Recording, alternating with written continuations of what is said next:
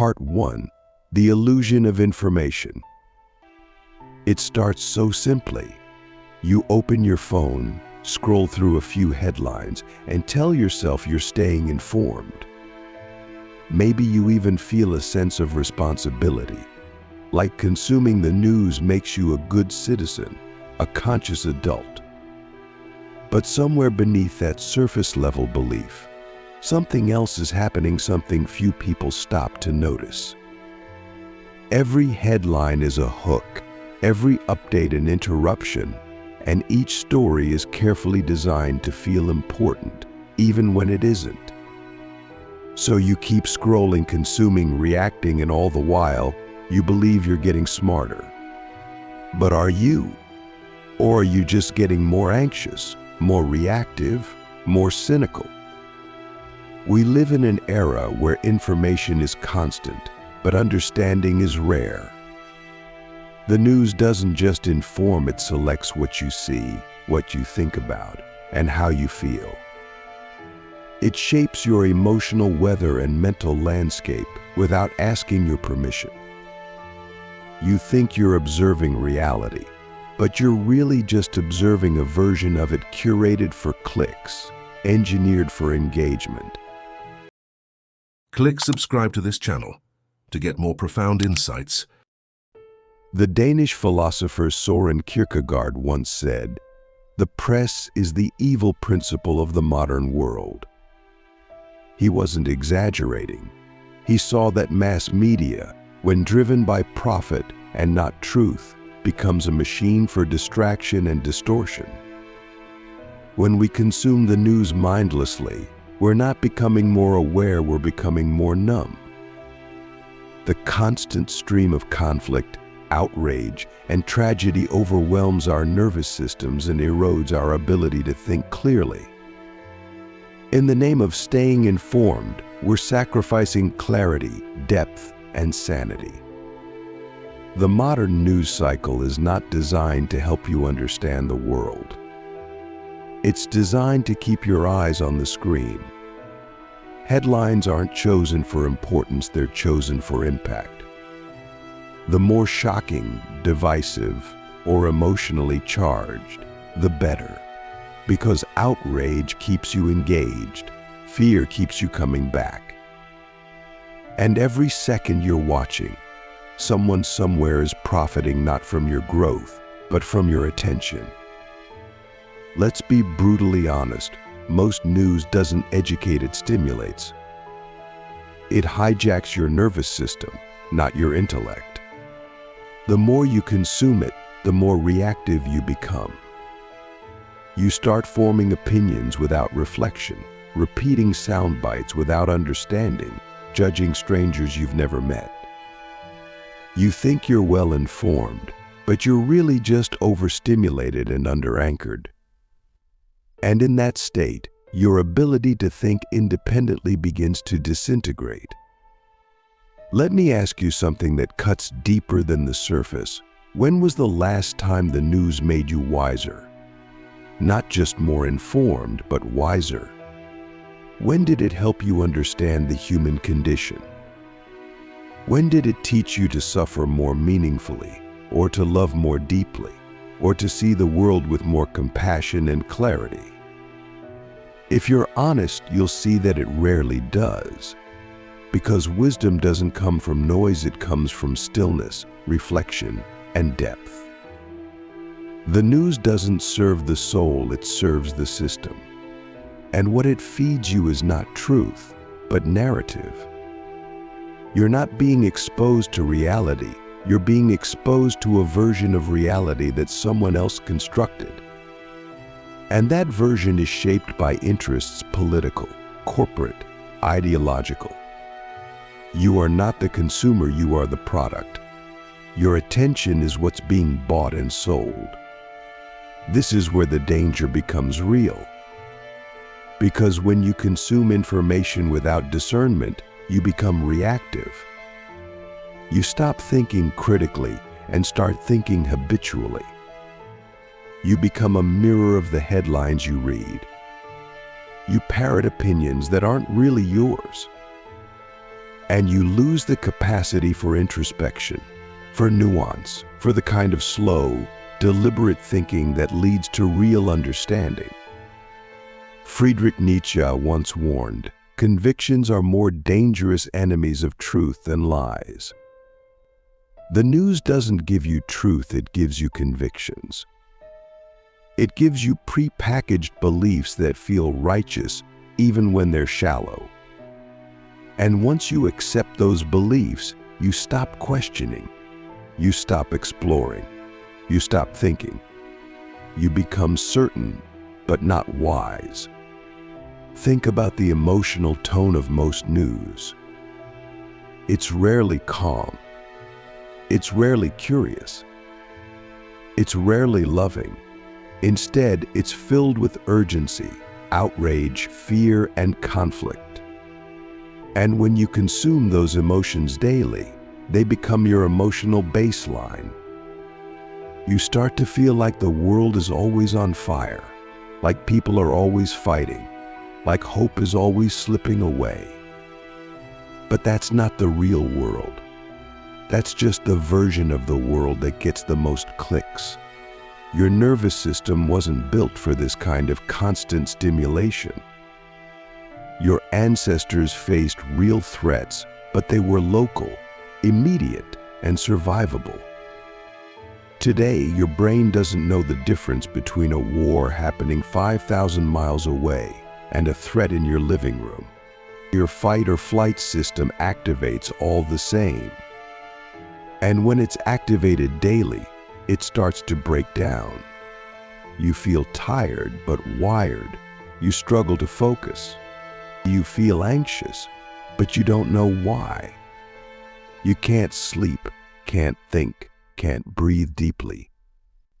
And then you scroll again, hoping the next headline will finally give you clarity. But it never does. Because the system isn't built to bring peace, it's built to keep you hooked. In psychology, we call this learned helplessness. It's what happens when you're exposed to stress again and again without any real control. Eventually, you stop trying. You stop believing that your voice matters, that your actions matter, that your life can change anything. And then you give up, not with a scream, but with a sigh. You become passive, resigned, numb. This is how ignorance spreads, not through a lack of access to information, but through oversaturation with the wrong kind. You're not uninformed, you're misinformed. You're not unaware, you're overwhelmed. And in that overwhelm, your ability to discern, to reflect, to know, it disappears. So what's the alternative? Not denial, not apathy, not sticking your head in the sand. The alternative is discernment. It means taking back your attention. It means choosing what deserves your focus and what doesn't. It means asking deeper questions like, what kind of mind is this information creating in me? Is it making me clearer or more confused? Is it making me more loving or more afraid? Is it helping me grow or just keeping me outraged? These are questions the news will never ask you to consider. Because if you asked them, you'd stop watching. You'd stop clicking. You'd stop feeding the system. And that would make you dangerous, not in the destructive sense, but in the awakened sense. You'd become someone who thinks for themselves. Someone who seeks truth, not just stimulation. Someone who doesn't just react, but who reflects. And that's the beginning of a different kind of life. A life led not by fear, but by clarity. A life not shaped by crisis, but by consciousness. A life not overwhelmed by noise, but rooted in wisdom. Part 2. The machinery of manipulation. The news doesn't merely reflect the world, it manufactures the version of the world that lives in your mind. It controls which stories are told, how they're framed, and what emotional tones they carry. Over time, this curated stream of information becomes your default worldview. You slowly begin to believe that the world is as chaotic, violent, and divided as the news presents it. But what if that's not reality at all, just a carefully constructed simulation designed to hijack your emotions and attention? Every headline is crafted to do one thing: provoke a reaction. Not understanding, not insight, just reaction. Fear, anger, disgust, or moral superiority, these are the emotions that drive clicks. And through repetition, these emotions become your emotional baseline. The more you consume such content, the more your nervous system normalizes stress, urgency, and division. Journalists and media companies aren't necessarily evil, they're responding to a system that rewards attention, not truth. In today's economy, attention is currency. The more eyes a story attracts, the more money it generates. So the incentive is not to educate you, but to agitate you. And this agitation, repeated daily, slowly reshapes your emotional and psychological state without your consent. This manipulation isn't random, it's backed by behavioral psychology and neuroscience. Media organizations understand what grabs your attention and what keeps it. They know that fear is more powerful than joy, that outrage spreads faster than insight, and that repetition cements belief. So they give you fear, they give you outrage, and they repeat it until it becomes your inner voice. The philosopher Marshall McLuhan once said, "The medium is the message." In other words, the way information is delivered shapes what that information becomes. When the medium is built around speed, brevity, and emotional intensity, depth and reflection are sacrificed. You don't have time to think, you only have time to react. And when reaction becomes your default mode of engagement, thoughtfulness dies. Ask yourself this: how many of your beliefs are grounded in experience, and how many are inherited from media? Most of us rarely stop to notice how deeply our worldview is shaped by the stories we consume. We believe we understand the world, when in fact we've been absorbing a filtered, distorted version of it. We confuse exposure with insight and information with wisdom. But wisdom requires time, silence, and introspection, three things the news actively discourages. The more reactive we become, the more vulnerable we are to manipulation. When you're constantly in a state of emotional arousal, your critical thinking shuts down.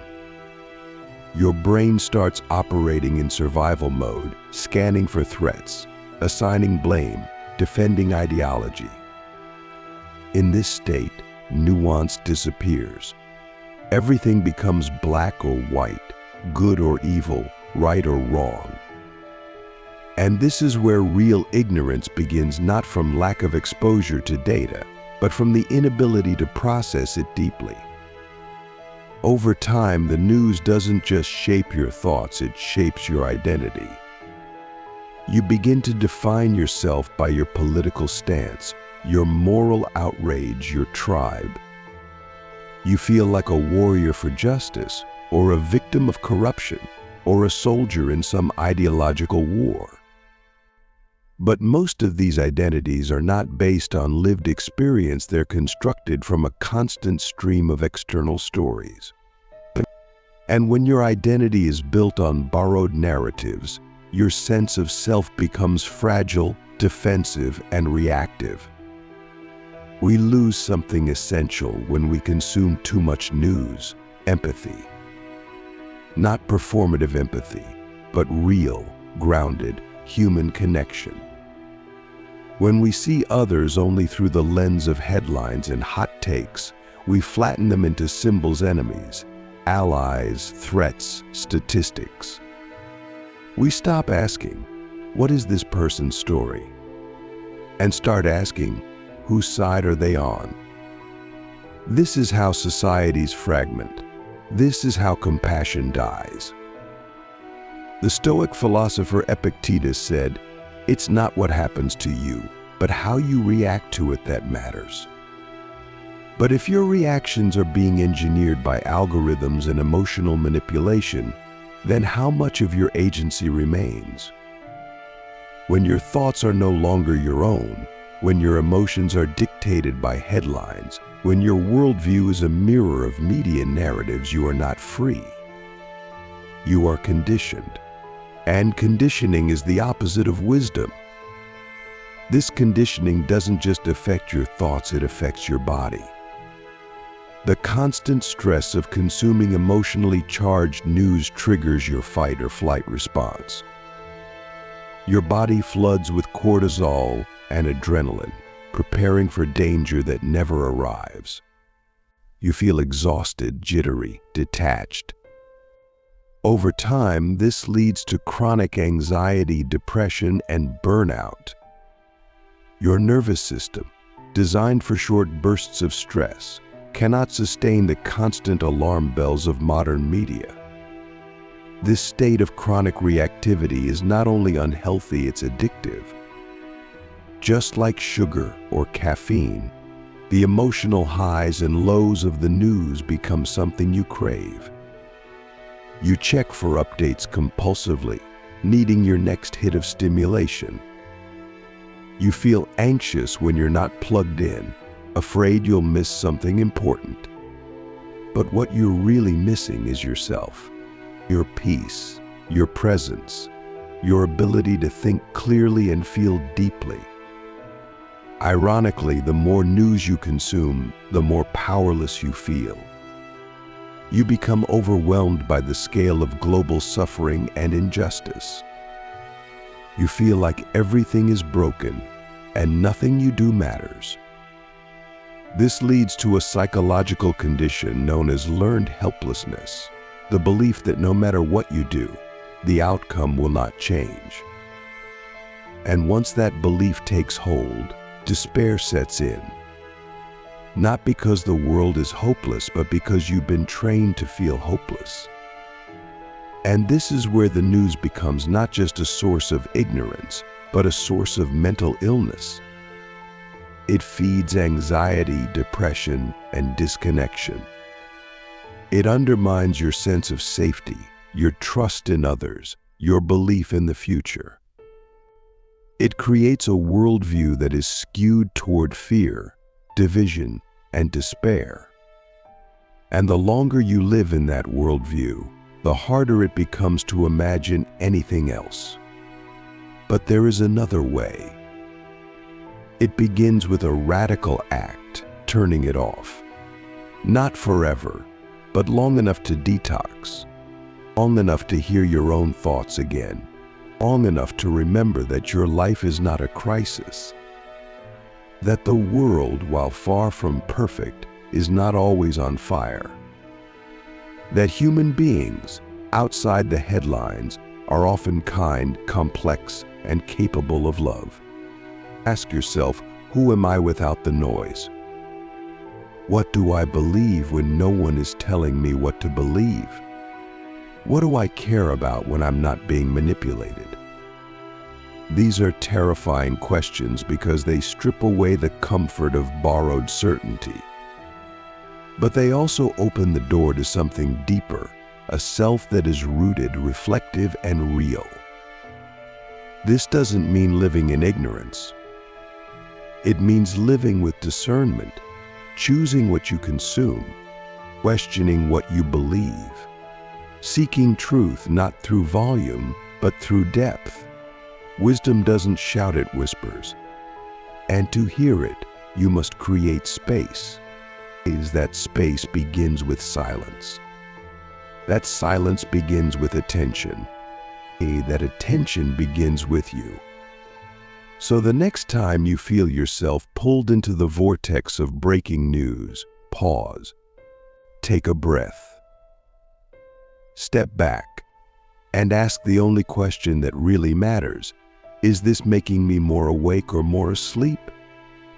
Because the answer to that question will shape your mind, and the shape of your mind will shape your life. Part 3. The path to mental sovereignty. There is a silent revolution waiting to happen, but it won't come from the top. It will come from the individual you who decides to reclaim their mind. Because if we've learned anything, it's this: the news doesn't just inform you, it forms you.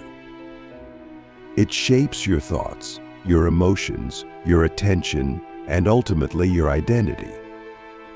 When you consume without awareness, you give up the most sacred freedom you possess, the freedom to choose your inner world. The path to mental sovereignty begins with a question: what kind of human do I want to become? That question cannot be answered if your mind is constantly reacting to headlines. It requires silence. It requires space. It requires the courage to think for yourself, not just regurgitate what you've absorbed. And that is a terrifying kind of freedom, because with it comes full responsibility for your own consciousness. Most people talk about breaking free from political systems, economic systems, or cultural oppression. But few talk about breaking free from media conditioning. And yet, this may be the most powerful prison of all because it's invisible. You carry it in your pocket. You invite it into your mind each day. And the bars are built not from steel, but from fear, distraction, and repetition. The philosopher Jiddu Krishnamurti once said, "It is no measure of health to be well adjusted to a profoundly sick society." If society is sick, the media is one of its symptoms and also one of its causes. We've adjusted to a world where being constantly anxious feels normal, where being outraged feels virtuous, where being informed means being overwhelmed. But what if all of that is not normal? What if it's a collective insanity we've mistaken for intelligence? You see, ignorance is not the absence of information, it's the inability to integrate it. Mental illness is not just a personal struggle, it's often a cultural product. And when we live in a culture that profits from your panic, your confusion, and your attention, it becomes an ethical act to reclaim your peace. To say, no more. To draw a line and protect your mind as if it were sacred, because it is. Let's speak plainly. You are not meant to know about every tragedy on earth within seconds of it happening. You are not meant to carry the emotional weight of the entire world on your shoulders. You are not meant to wake up to war, violence, scandal, and fear before you even take your first breath of fresh air. And if you do this every day, you should not be surprised if you feel tired, hopeless, or afraid. That is not weakness. That is a natural response to an unnatural lifestyle. Your nervous system needs rhythm. It needs stillness. It needs moments of undisturbed presence. The constant intrusion of news robs you of that. It keeps your mind fragmented, your emotions hijacked, and your attention scattered. And without attention, you cannot love, you cannot create, you cannot be. So what can we do? First, embrace the idea of informational fasting. Just as your body needs time to digest food, your mind needs time to digest information. Unplug from the news for a few days. Notice what happens. At first, there may be anxiety. You might feel like you're missing something. But gradually, clarity returns. You begin to see the world around you again, not through a screen, but through your own eyes. Second, replace consumption with contemplation. Instead of reading 30 headlines, spend an hour reflecting on one meaningful question. Journal, meditate, walk in silence. Ask yourself things the news never will. What is truth? What does it mean to live a good life? What am I avoiding by staying constantly distracted? Third, curate your inputs. Not all media is equal. Seek out voices that promote complexity, humility, and wisdom, not just energy and noise. Follow people who admit when they don't know, who ask better questions than they give answers, who live in service to truth, not clicks. These voices are rare, but they are out there and they can become your new teachers. Fourth, reconnect with your direct experience. What is actually happening in your life right now? Not in the world, not in the headlines, but in your body, your breath, your relationships, your heart. Most suffering created by the news lives in the imagination. It's abstract, it's distant, but your real life is concrete. It's here, it's now, and it's usually more peaceful than your screen would have you believe. Build inner strength. The reason the news manipulates you so easily is because it preys on unexamined fear. So examine it, sit with it, ask, what am I really afraid of? What part of me is still reactive, still wounded, still unconscious? Every time you react to a headline, that's a signal pointing you to a part of yourself that needs healing. Use it. Let the news become your mirror. Sixth, speak less. Listen more. In a culture addicted to opinion, silence becomes revolutionary. The less you say, the more you observe. The less you react, the more you understand. Let your words come from a place of grounded wisdom, not urgency or tribal loyalty. There is power in restraint. There is freedom in not needing to always have a take. Finally, redefine what it means to be truly informed.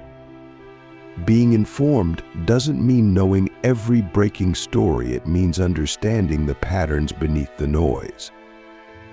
It means seeing the psychological, spiritual, and cultural roots of what's happening, not just the symptoms. It means asking deeper questions and being okay with not having quick answers. That's what wisdom is. And wisdom is what the world desperately needs. You were not born to be a passive receiver of narratives. You were born to be a conscious creator of meaning. The news will never give you that power, but philosophy can. Psychology can. Stillness can. Nature can. Art can. Real conversation can. These are your true sources of insight. They are not loud. They are not flashy. But they are real. So let me ask you again, what kind of mind do you want to live inside? One shaped by algorithms, outrage, and urgency? Or one shaped by silence, reflection, and sovereignty? This is not a theoretical question. This is the question that will define the rest of your life.